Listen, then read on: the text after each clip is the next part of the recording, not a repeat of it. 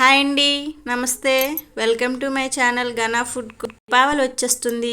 దీపావళి రోజు నైటు ఇంటి చుట్టూ దీపాలు వెలిగించాలి. సో ఈసారి ఇలా కొత్తగా తక్కువ నూనెతో ఎక్కువ దీపాలు ఎలా వెలిగించాలో చూసేద్దామా. ముందుగా ఇలా ప్రమిదలు శుభ్రంగా కడిగి తీసుకోవాలి. నేనైతే లాస్ట్ ఇయర్ ప్రమిదలు తీసుకున్నాను.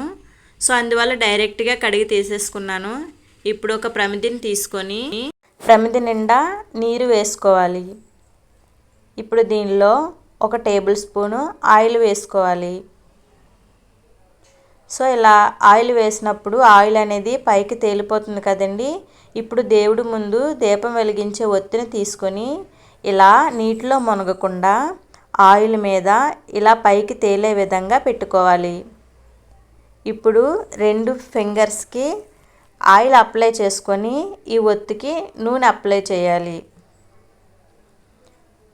ఇప్పుడు వెలిగిస్తే మనకి దీపం రెడీ అయిపోయినట్టే.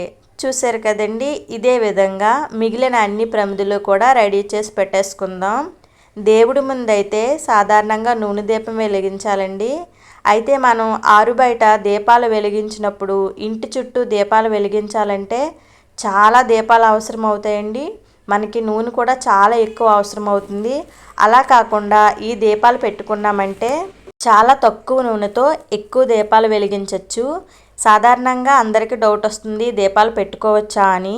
మనం క్యాండిల్స్, రంగురంగుల లైట్లు ఏ విధంగా పెట్టుకుంటున్నామో ఇవి కూడా అంతేనండి, ఏం ప్రాబ్లం లేదు. చూసారు కదా నైట్ ఎంత చక్కగా వెలుగుతున్నాయో. ఇంకా ఎక్కువసేపు వెలగాలనుకుంటే ఇంకొద్దిగా ఆయిల్ వేస్తే సరిపోతుంది. మీకు ఈ వీడియో నచ్చితే ప్లీజ్ లైక్ చేసి, షేర్ చేసి, సబ్స్క్రైబ్ చేసుకోండి.